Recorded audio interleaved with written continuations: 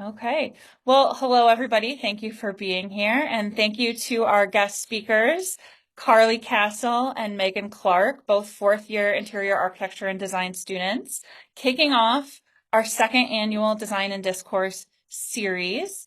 Today we have an overarching topic, really focusing on the social and cultural environmental issues related to housing. Carlee's project, as you'll see soon, is focused specifically on the incarceration concept and what that looks like, what that feels like, and how that applies to us as designers. And Megan's research and presentation looks at very similar issues to those that are unhoused. So I will turn the floor over to Carlee, who will present her research from the entire fall semester that we did. And the intention is that this research then becomes applied to design that is going to happen now. And I think you're in the programming phases kind of now, and then moving on into full studio project design leading up to a full capstone year. So it's really interesting to see how some of these psychological and philosophical research directions can all culminate into applied design. All right, feel free to share your your screen and begin. Thank you so much. Yeah, perfect. Thank you, Kim. Right. Once everyone can see my screen, Kim, if you can let me know. I can see it. Perfect. All right. So first, I just kind of want to say thank you for taking time out of Friday to listen to me talk about my capstone. It's been it's a bit of a journey. It's been a big process, but it's been awesome. So just a little bit about me. I'm a senior in the program. I'm really involved with IDSO, but yeah, my project is called Unblocked. And kind of the whole concept is just to reimagine incarceration by restructuring the cell block. And I'm just going to kind of do a brief overview of a lot of my research from last semester, just kind of give you guys the grounding information you need to understand where I'm going with it today. And then you'll get to see the early phase of design for right now. There we go. Okay, so why am I doing this? That was a big question for me, and it was something that really helped me ground where I wanted to go. Last semester, I created a survey, and I was able to share it with architects, engineers, designers, admin, marketing, people in all different kinds of positions and jobs. And another interesting thing was they're all different experience levels, all different ages, some are students. And I just got a really good level of information and understanding on how the industry felt on incarceration and on prisons. So the one thing that kind of just pushed me to do this is that there is 53% on average of the people I interviewed and talked to and surveyed have said that architecture and design can impact social dynamics and feelings of safety and privacy. But kind of just to be the complete opposite of that, 70% disagree with the statement that the conventional or current prison design promotes feelings of inmate safety. And we see a similar theme when looking at the next two, which 59% disagree with the statement that conventional or current prison design promotes healthy inmate social dynamics, and then followed by 45% disagreeing with the statement that the current prison design promotes feelings of inmate privacy. So just with all of that in mind, it kind of pushed me in the right direction for my research. So, some project goals. Basically, I want to restructure the cell block by utilizing design tools to promote privacy, independence, and collaboration among cellmates. And then I want to emphasize the relationship between structure and positive social dynamics. So when I first started the project, looking at a prison is a huge topic, and looking at a prison is a huge physical structure. So I just decided to kind of give myself a narrower scope with just looking at the cell block so I can really just get more detailed. And it also helped me in my research because even in a small space, with it being a cell block, there's so many different social dynamics and things happening in that area. It just gave me a lot to research. So in that, some of my research objectives were to understand the role of architecture in prison functionality and in safety, to examine the impact of design on privacy and social well-being of inmates, and then compare and contrast different ideas of incarceration. So that specifically was on a global scale. And then my research methods, precedent studies, interviews, and surveys. And a lot of this took place last semester. Okay, so just to kind of touch so you guys can understand a little bit about the history. Prisons as we know them today began after the Revolutionary War, and it was just kind of in a shift of like the criminal justice system from less brutal punishment to more corporal punishment, which focused a lot on labor. Kind of, I guess, what you were mentioning, Kim, with the treadmill being used to power things. I guess that kind of does fit right in with that timeline. But the first prison in the United States was in Massachusetts in 1785, and then the next one was in Connecticut, 1790, and then it just kind of slowly grew. But then between 1811 and 1979, 711 prisons were built. And then from 1980 to 2004, 936 prisons were built. So it kind of skyrockets, takes a big jump. And there's all kinds of topics and things that go into the reasoning for that.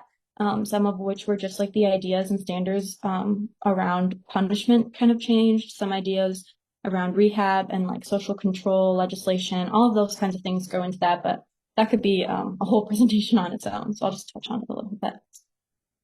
And then just really briefly, the difference between jail and prison. Jail is kind of a short-term thing, usually operated by like a state or local law enforcement.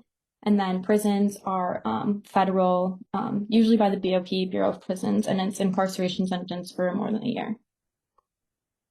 So who is there? Demographics were really crucial to my understanding of social dynamics in the cell block. And there's a lot of kind of factors in that. So citizenship, race, all of those things kind of play a strong role in social dynamics and interaction with not only guards, but just with the inmates themselves. And another area I looked at was age and gender. So gender really impacts privacy levels and kind of privacy needs. And then age kind of falls more into that like social dynamic thing, as well as kind of some ideas of like collaboration. And all of these are in the US specifically. Another idea that I had to look at a lot that came up in almost every thing I researched was recidivism. So that's the tendency of a convicted criminal to reoffend. The US has one of the highest rates of recidivism, and 44% of individuals released will return to prison. And there's a couple ways that they measure recidivism as well. So it could be rearrest, it can be reconviction, reconfinement, and then self-reported criminal behavior. And then that little graph kind of just shows that no matter the crime, at least 70% on average, based on crime, are gonna have to deal with some form of recidivism, whether it's rearrest or self-reported. Okay, so now we're gonna dive more specifically into the cell blocks themselves. So what I'm ending up to mainly focus on is a minimum security cell block. So that little graphic right there just kind of shows the different levels of private versus public spaces in the cell block. And in a minimum security cell block, you're going to see more open interaction with cell block guards. The private cells are going to include like in and out privileges and into that main social zone or social space. They're going to include immovable tables for eating and socializing, as well as sometimes even overflow beds that aren't necessarily confined to a cell. Here are just some images of the zones in a cell block. So a lot of the times these won't be directly attached to the cell block, but there'll be areas where, or kind of amenities where the inmates in the cell block who live together will be going together as like a group. So you have your cell, common area, showers, and then the amenities could be like the recreation area, classrooms, places where they can make phone calls, community spaces where kind of social interaction can happen, those types of things. And these are just kind of some images to show you what it really looks like. So now we're gonna look at the cell. Oh. Sorry. Not sure. Oh. Jumping around. Okay. So The cell itself is quite small, and there's a really important term to note for this space. So anti-ligature just has to do with the type of furniture pieces that are in there. So it's basically just devices or products that are designed to prevent individuals from self-harm. We see a lot of this in like psychiatric facilities as well, hospitals, things like that, just to minimize the possibility of harm to any individuals that come into contact with it. And it's also really important to note that the size is smaller than what you think. I mean, like a typical bedroom, most of the time, like apartments, things like that, they're going to be 132 square feet. Cell is only 48 square feet. And if you think about it, there's typically 2 people in a cell, especially with the amount of people that we are seeing in prison today. So impacts of design on the cell block. The main impact overall is with sensory processing. Acoustics, lighting, and visibility are all the principles that kind of go into this. And some examples that I kind of illustrate further on the next slide would be like hard surfaces, flooring, walls, and furniture, the lack of natural lighting and the lack of control over artificial lighting, and then visibility not only to the outside world, but from the cells to the common space, or from the common space to the guards, etc. Okay, so these are just like, it's a further breakdown kind of showing what I just talked about. We can see that there's hard walls, hard floors, hard surfaces. It's all going to lead to echoes, and the noise contributes a lot to levels of anxiety and overstimulation, as well as confusion with instruction from guards. There's constant shouting and talking over each other, so it just creates a very tense social dynamic, and that's all just because of the acoustics. Visibility also causes an issue. There's a lack of privacy, obviously for safety needs from the cell to the common space where the guards are, but specifically in women's cell blocks, that's become quite an issue with guards constantly being able to see in, having the cell be where you sleep, where you use the bathroom. There's just a lot of tension that comes up because of the visibility that's somewhat constant. And then in cells, we're seeing examples of where there is natural lighting, it's up super high, or it's not really in a spot where it's going to be like at eye level, or it's going to come in at a good area. So that's just another thing to note. And then on the individual cells, all of the lighting is manually controlled or timered. So there's just a lack of control with that. Okay, so now to kind of jump, we're going to go to an unblocked perspective, and we're going to take a look at an open prison in Finland. So these images kind of speak for themselves. It's a completely different idea. And one of the main things to note that kind of ties back to what I mentioned before, in Finland, they have the lowest recidivism rate in the world. So they are having the least amount of people reoffend or be reconvicted. And there's kind of this like juxtaposition, because you're thinking, oh, like if the open prisons are so nice and so comfortable, frankly, people are just going to go back and not really care that they're going back. But it's the systems and the ideas that they have in place there that are really keeping the people on their feet for when they leave to not even consider or be, frankly, pushed to come back. So here, all of the inmates or individuals wear an ankle monitor to maintain their safety on the privacy. They're allowed to have bank accounts with fair paying jobs.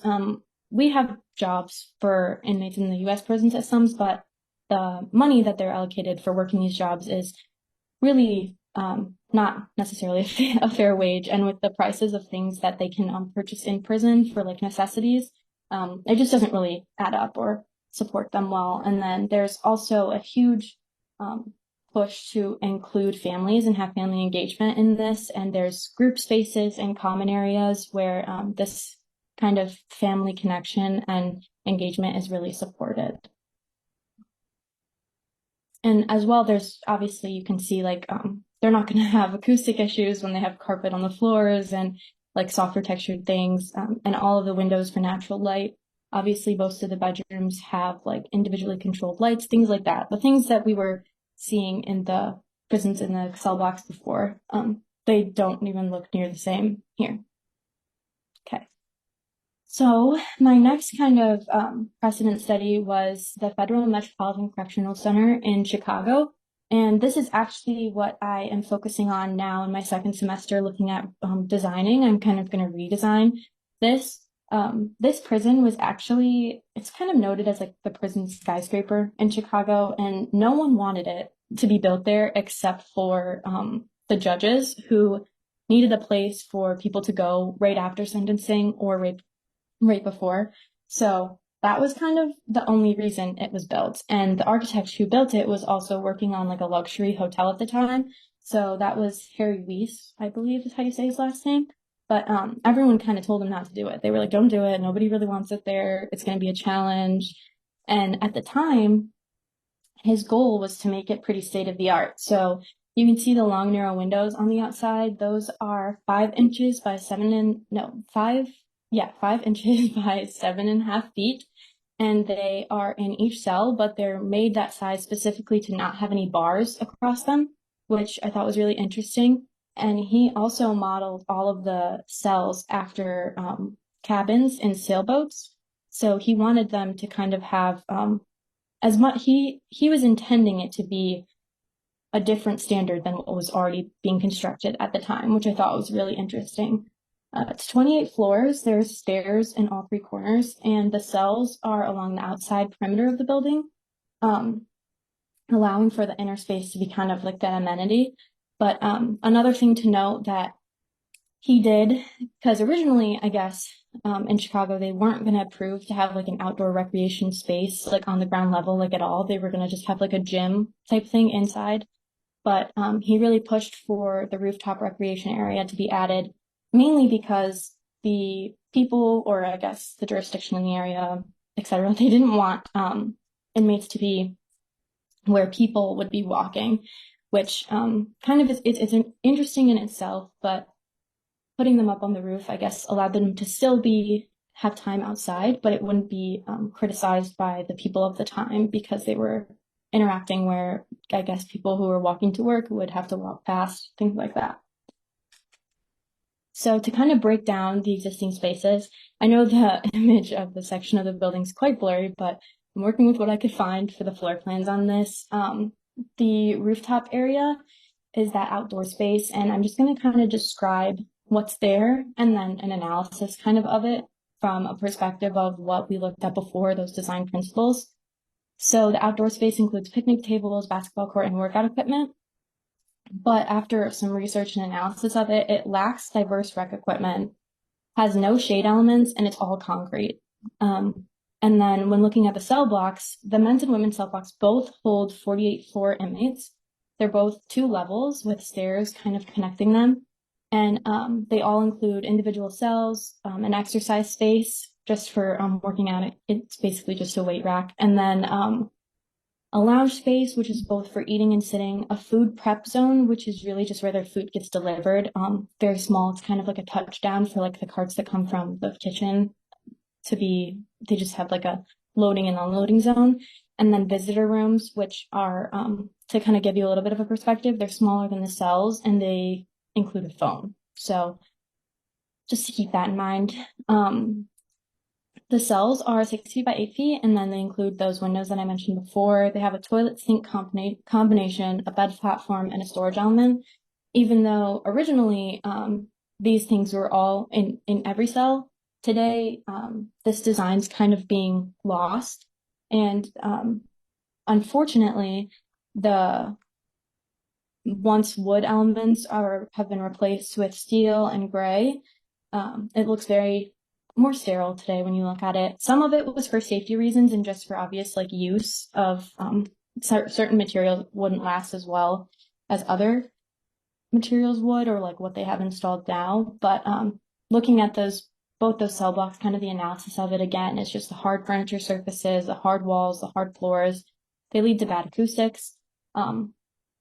Originally, the architect had specified to have color for both wayfinding and just to have color in the space. That's since been taken out. So I noted that it lacks that. And one thing I also found, which is super interesting when looking at the floor plans, is there's no in-block showers. And I think there's only like one full bathroom, but it doesn't even include a shower. It's just not the combination toilet sink. And I think it's more for guards in the cell block. It's kind of hard to read on some of the floor plans, but along with that, there's minimal privacy outside of the cell, and then the cell itself is too small, not very many ergonomic considerations, and then again, hard walls, hard floors. Okay.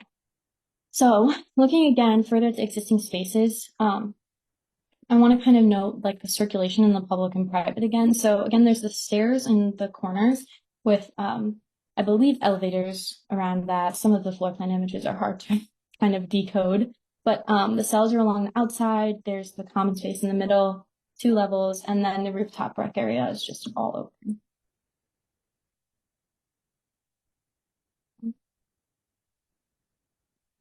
Okay, so some design considerations. So again, those principles that I had originally analyzed before, I just added one more after doing some further research of what the architect originally intended for the building with color. He talked about it all the time about how he was really trying to make it not look so sterile and cold. So that's something I really want to implement in my design and my redesign. So looking at acoustics one more time, sound can be overwhelming for inmates. It can lead to conflict and discomfort. And acoustical privacy is important for social dynamics as well. Access to natural light, it's important for circadian rhythms, as well as control over artificial light being really important to feelings of healing and safety. Visibility to the outside world, as well as views into cells, can help with feelings of privacy, and visibility is something that I think is different for the men's and women's cell blocks based on some kind of studies that were done just to kind of show the difference of that. And then color, obviously a major influence on the mind and can be used as a tool for navigation. So some ways I'm going to implement that. I'm looking at ways to do like an LVT or a rubber tile with a sound mat underneath that could kind of be installed in common areas or cells to help with sound. There's a lot of factors that go into these materials, but it's being done a lot in psychiatric facilities and hospitals. So I feel like if they're being installed more in those places, it's only bound to kind of get woven into the design of incarceration facilities and prisons. Obviously, larger windows with natural light and LED lights where there's individual control are something that I want to provide, as well as some emphasis on visibility outside and privacy, as well as safe elements of privacy control, which again, those are things that are being installed in psychiatric facilities and hospitals, like anti-ligature, anti-break window coverings, things like that are being, or screens. Screens a really big one too, that have been kind of included just to provide privacy and still allowing for safety. And then just color, lastly, calming colors, blues and greens, as well as accent colors for wayfinding and corridors. So that's kind of where I am today. I have done a lot of kind of switching. It's a web when you start looking at this topic. And it's taken me down a lot of little rabbit holes, but it's really been helpful to kind of ground myself in the cell block and how there's so many social relationships and dynamics that take place there. And all of them are kind of connected to design, which I think can then be connected to what the industry sees in prisons today and in the work there. So thank you for listening to where I am. I'm happy to answer any questions you guys may have. Thank you so much, Carlee. We'll hold any questions until the very end, because you may find that even though the topics we're talking about today are very different, they do have a lot of commonalities. So hang on to your questions. There will be some time at the end to have more of a discussion. I am going to transition to our next presentation, which is given by Megan Clark, who unfortunately cannot be here live today because she is representing the WMU Interior Architecture and Design program at Hayworth today, doing a Think Up charrette competition with IIDA Michigan. So it's kind of awesome that she's doing that, but unfortunately, she's not here to present live. So in lieu of that, I have her presentation. I'm going to share my screen. She's recorded it, and I'm going to play it for us.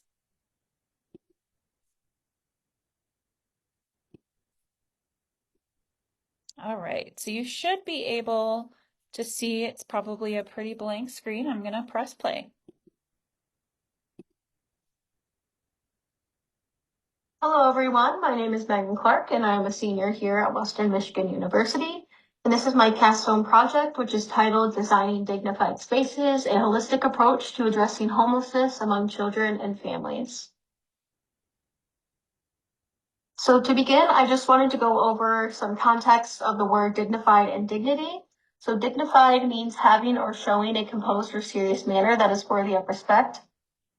It involves behaving in a manner that reflects self-respect, maintaining one's integrity, and upholding a sense of honor and decency.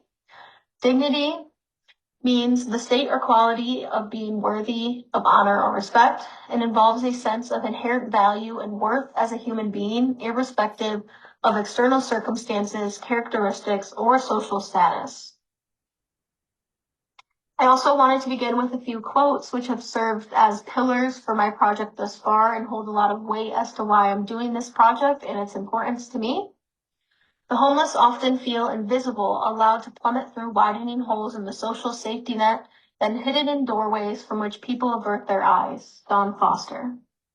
From the comfort of our own homes, it is hard to understand the complexities of something like poverty and homelessness. Terence Lester. The worst poverty isn't about not having enough money to survive. Real poverty is when there is no one in the world who loves you, when there is no other human to make you feel like you matter, as if you aren't worth the air you breathe. Poverty of love is the worst thing you can be deprived of. Page Girth. When you have more than you need, build a longer table, not a higher fence. Unknown.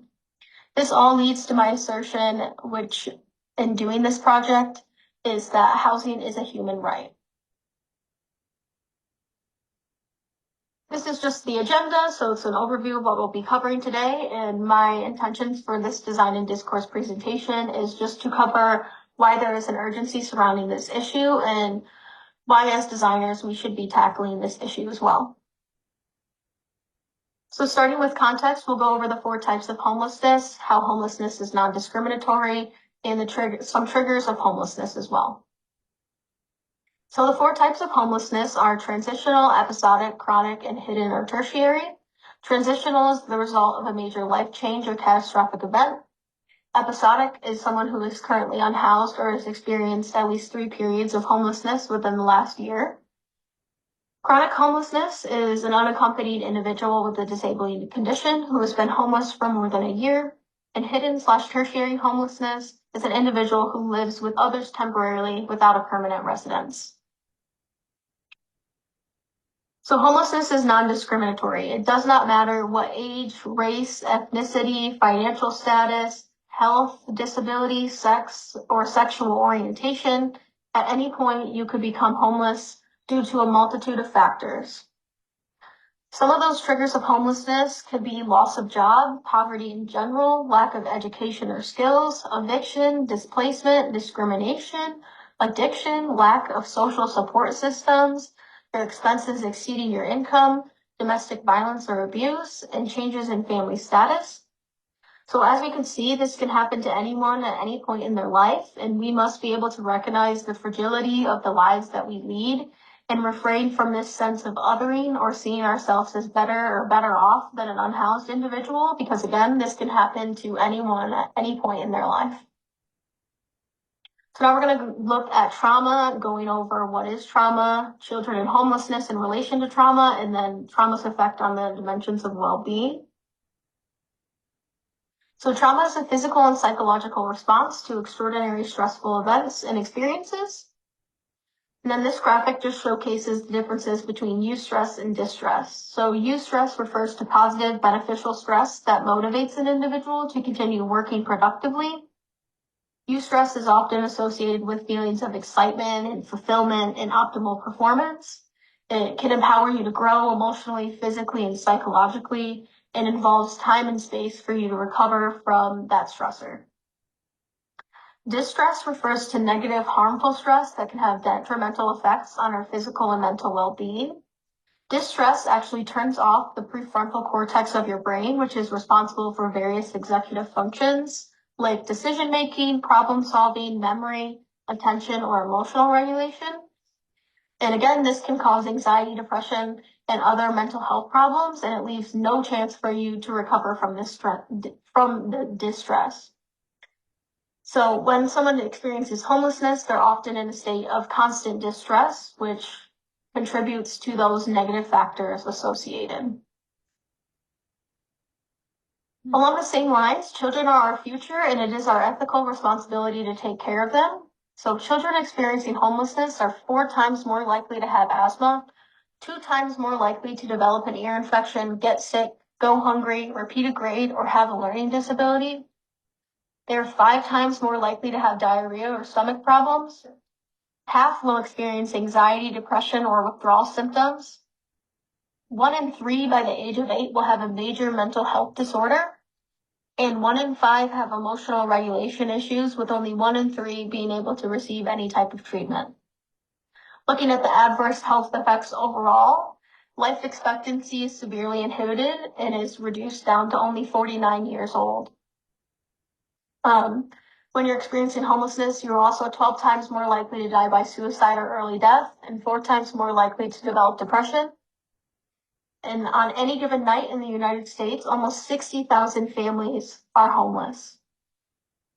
Then along the bottom, according to the National Alliance to End Homelessness, approximately 161,070 people and families comprising of 51,000 family households were identified as homeless in 2022. Among them, 17,337 were living on the streets or in places not meant for human habitation. So looking at the dimensions of wellness, when we talk about trauma and its negative implications, we can think about the effects it has on our overall wellness.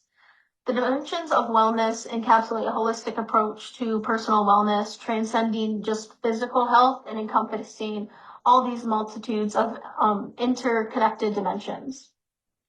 So various, if not all, of these dimensions are impacted by homelessness, and we're going to break down just how each one of these can be. So if we look at the emotional dimension, homelessness often involves exposure to traumatic experiences, not only the loss of shelter, but you could be facing violence and stigma associated with being unhoused, and these traumas significantly impact the emotional well-being, leading to heightened stress, anxiety, depression, and challenges in emotional regulation.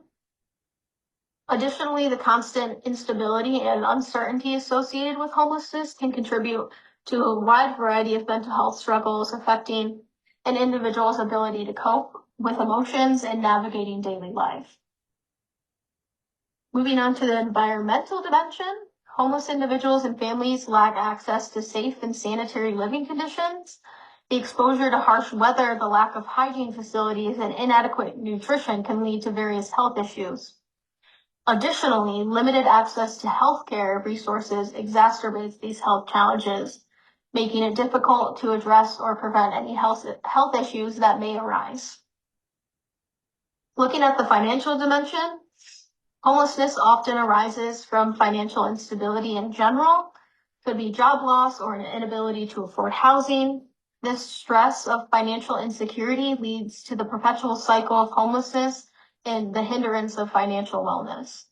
Financial struggles contribute to stress affecting your mental and overall well-being in general and your sense of security. The constant worry about meeting your basic needs overshadows almost every other aspect of your life. If we look at the intellectual dimension, when individuals are focused on meeting those basic survival needs that we kind of have gone over just a little bit, such as finding food, shelter, the intellectual needs such as learning, critical thinking, or creativity often take a back seat. The immediate concerns of survival often limit the opportunities for educational and intellectual growth. Looking at the physical dimension, homelessness may result in limited access to nutritious food, impacting overall body health. Poor nutrition can lead to physical health issues and a weakened immune system.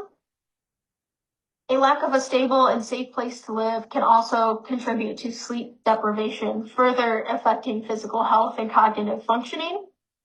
Additionally, maintaining personal hygiene and health routines becomes challenging without a secure and stable home environment as well. When we look at the social dimension, the experience of homelessness often leads to social isolation due to societal stigmas that are involved, which results in a difficulty in building and maintaining relationships, which contributes to those senses of loneliness and negatively impacting your relational wellness. Then looking at occupational dimension, There are various barriers to employment, like lack of stable housing, instability and uncertainty, the limited opportunities for skill and educational development. And then additionally, if the individual has children, not having enough funds to have someone watch their child while they go out and get a job, and then discrimination and prejudice as well contribute to the inability to meet those professional commitments and sustain regular work hours. Finally, looking at the spiritual dimension, homelessness often brings about a profound sense of loss and despair. These individuals may struggle with feelings of hopelessness and question their faith, their purpose in life. The lack of stability and security can challenge one's beliefs in a higher power or a guiding force in general, leading to an overall spiritual crisis.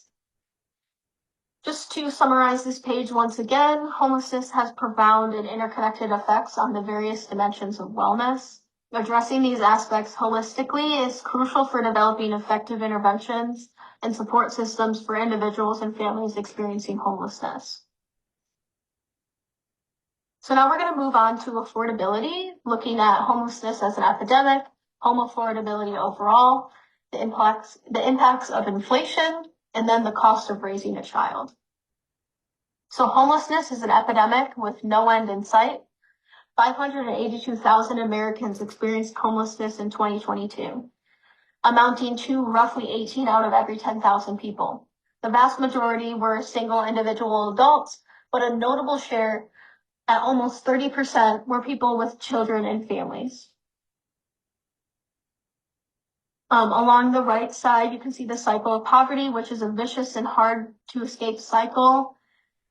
It's complex and interwoven issue that perpetrates hardships across generations. Economic, social, and systemic factors converge, creating formidable barriers for exiting the cycle of poverty. At the core of this is economic inequality, where individuals and families struggle to meet their basic needs, often leading to very precarious situations. So just to go over the cycle of poverty, at the top, we see a child grows up in poverty, then disadvantages in education and skill development, and we then struggle to get a job, which results in failure to escape the poverty cycle. And then once that person has a family of their own, they're once again starting the cycle over with their family in poverty. So this graph along the left-hand side, we see the changes in average housing prices and wages since 2010 in the United States. So we can see that there has been a steady incline in both. However, housing prices have been outpacing wages. This is creating barriers to home ownership, thus resulting in owning a home becoming a dream that is increasingly out of reach for many Americans. Along the right-hand side, we can see that the government states that no more than 30% of your income should be spent on housing for it to be deemed affordable. However, today it is not the reality that we spend only 30% of our income on housing, which leaves many Americans severely cost burdens and puts them at risk for potentially being homeless. This graph here shows the National Home Price Index, the Consumer Price Index of rent, and the U.S. inflation rate. As you can see, there has been substantial increases in both since COVID, especially U.S. inflation rates. Between 2017 and 2022, the cost of goods and services across the board experienced a 16% increase due to inflation. And then again, rent is outpacing that inflation rate of 16%, and rent soaring 18% in the last year, which leads directly into the cost of raising a child. So raising a child can be a very fulfilling journey. It comes with a lot of joys and challenges, and one of those challenges being the significant financial burden that is placed on parents. Much like we saw on the last slide, almost everything is becoming increasingly expensive due to inflation, especially being a parent. So parents are facing extreme financial burdens when it comes to raising a child. Here we can see the breakdown on what they expect to pay for a child. This is one child, and the average cost to nurture one child in 2023 from birth to age 18 reached an estimated $331,933. Additionally, children are particularly susceptible to the adverse effects of homelessness. The instability of living without a permanent home disrupts their sense of security and hinders their emotional and cognitive development. Homeless children face an increased risk of academic underachievement, school disruption, and dropout rates, which again go back to that perpetration of the poverty cycle. So now moving on to some social constructs, we're going to look at the matrix of domination and the wheel of power. So the matrix of domination provides a framework for analyzing the interconnected nature of social categories and systems of power that shape an individual's life. At the core, the matrix of domination recognizes that individuals experience oppression or privilege not based on a single factor in isolation. Rather, these are interconnected and overlap, creating unique and complex systems of advantages or disadvantages. Along the left-hand side, I pulled out just a few quotes, which is housing isn't merely a physical construct, it's an enabler of psychological wellness. Homelessness is both a manifestation and a catalyst of psychological trauma. In the housing crisis will continue as long as housing is understood as a commodity, an object of profit, vulnerable to the fluctuations of free market and discriminatory public policies. Then this is the Wheel of Power, which is a self-authored illustration which highlights the multifaceted nature of inherited power within our society. So power dynamics are shaped by a combination of these various factors. At the center, we see power, and then along the outside ring in the white font, we can see those various factors that contribute to our ascribed power within a society. This highlights the complex web of inherited influences and the intersectionality of these factors. This graphic also serves as a culmination of all of the research that I conducted thus far. So if we take a look at the center, right here in the center would be someone who has the most ascribed power within our society. So that would be someone who is white, who is a citizen, who is a cisgender man, who speaks English, who's rich, who owns property, who's heterosexual, neurotypical, has robust mental health, who has a slim, able body, and possesses post-secondary education.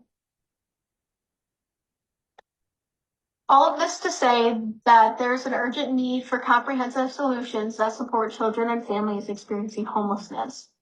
It is our collective responsibility, not only as designers, but as a society, to create a society where every child has a secure place to call home, ensuring a brighter future for all of us that is more equitable in nature. And I wanted to close this design and discourse presentation with a call to action to emphasize the importance of this pervasive issue, highlighting our role as designers in changing and improving the world around us.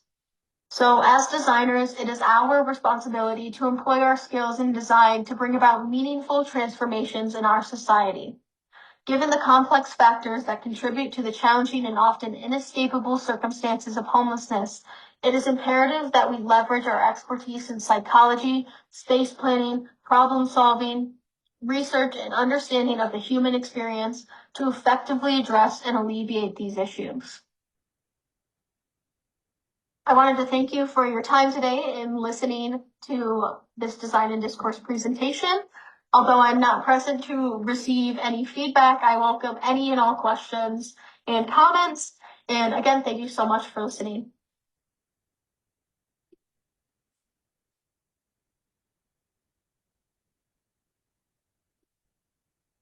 Thank you, Megan.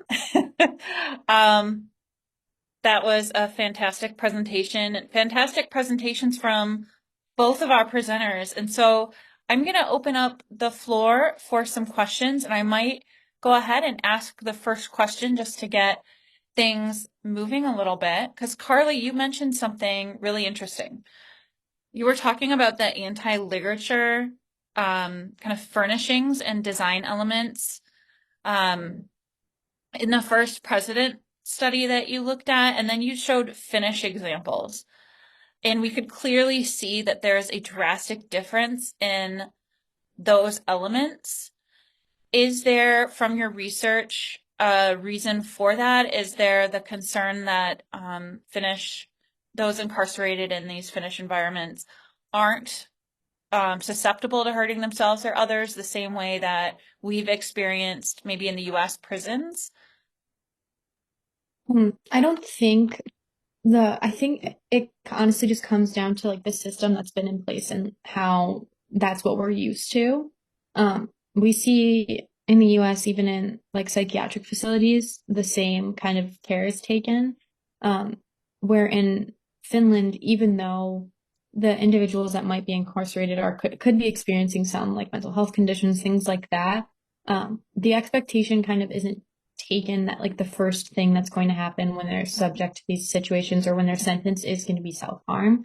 Obviously there's like rules and regulations on things that they have like in kitchens that could be like a hazard or aren't necessarily safe, and things that are allowed and not allowed on the property, but they're not as drastic as to like not having a sofa in a cell block or not having some sort of like wall application or a chair with a cushion. Like things like that are just completely different. And I don't necessarily know if it comes down to like the individuals in the space as much as it's just like the standard that we've kind of created over the years. Interesting. Okay. Thank you. Mhm. Let's see. We have a comment in the chat. I thought prisons and jails were purposely made to feel uncomfortable for the inmates. That's a good point. Carlee, do you have a response to it? Yeah, they were. If you kind of look at like the progression and like I kind of touched on history a little bit. Before we had prisons, we just had like abusive forms of punishment that were like kind of public displays. And then after I mentioned when there was that transition to where prisons were kind of a place of labor, they were meant to make people uncomfortable. It was just that kind of idea of punishment to reformation type thing where like if it almost like the whole concept of like scaring someone straight, like if it's the conditions are so terrible they're not going to go back, that kind of thing. But today we are seeing the opposite. Like the conditions aren't great, they do make people uncomfortable, and people are still going back. Whereas when you look in Finland, where the conditions are different, the design, the structures are different, they aren't having people come back. So I mean, they are made to make people feel uncomfortable in the US, but if you kind of look at the other hand, like globally, they're not. Mhm. Interesting.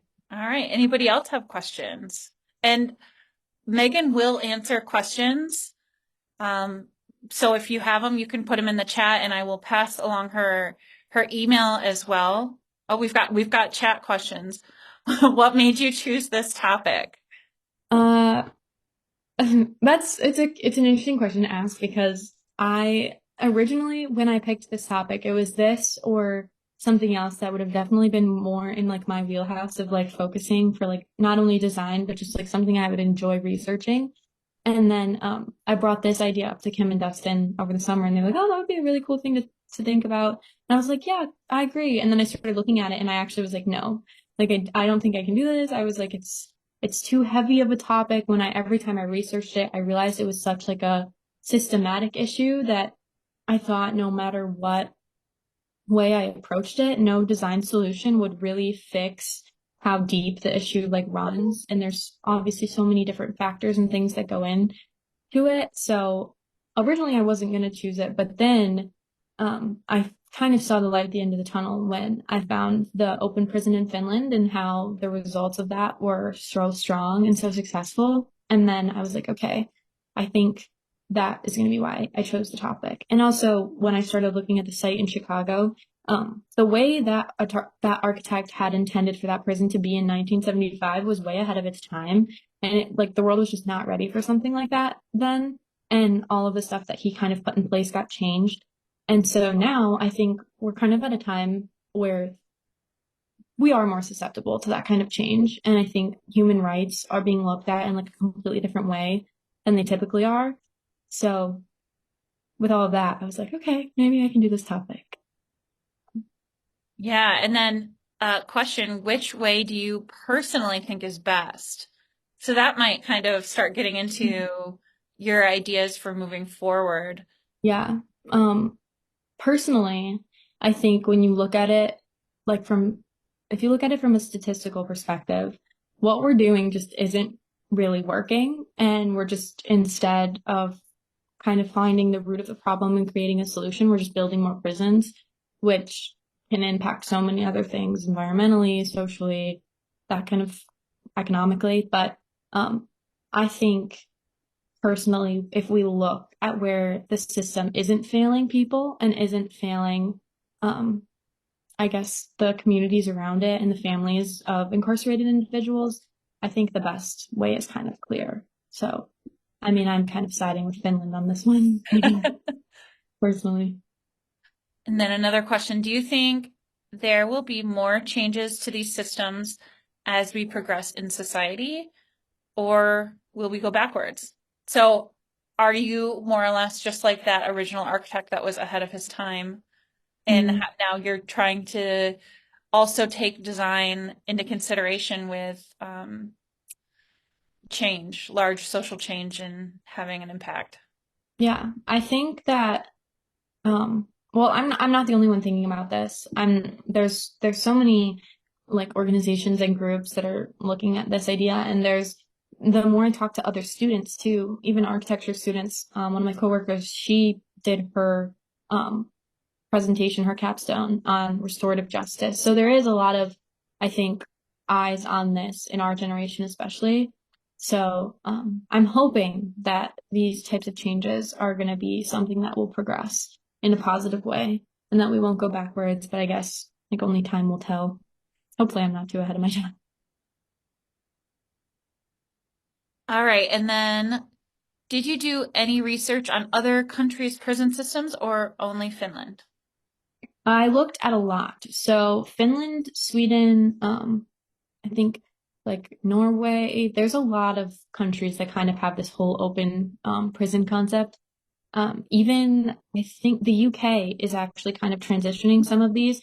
A lot of them aren't doing like all open prisons, like they're not closing their like traditional, I guess, forms of prisons, but they are making a certain percentage.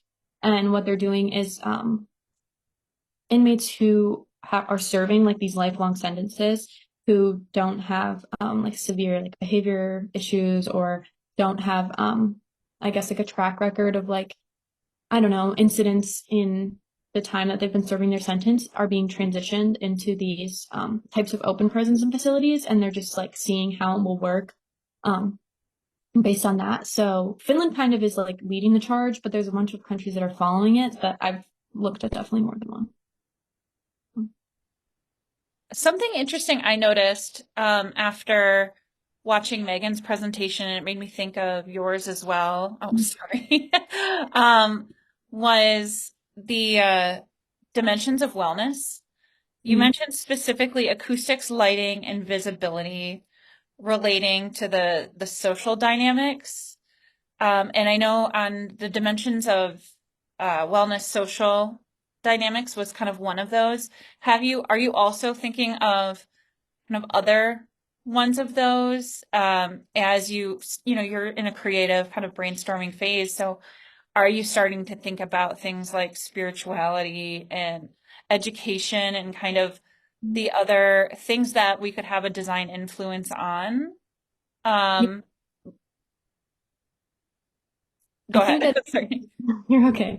I think that when you look at social dynamics, there's such a tie to, I guess, even having the space for those types of things.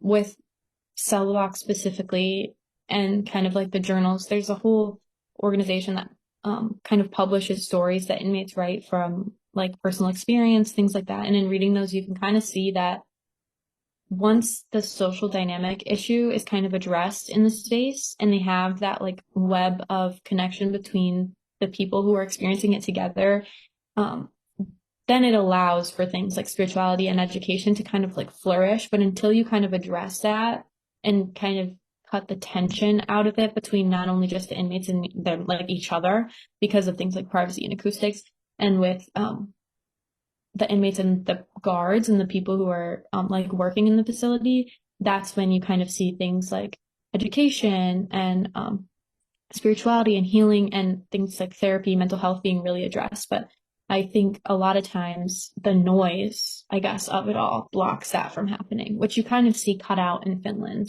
And that really just allows for like the support groups and the classrooms and things like that to like actually work, I would say. That was a fantastic answer. Thanks. All right, we are nearing our presentation time today. Any other questions?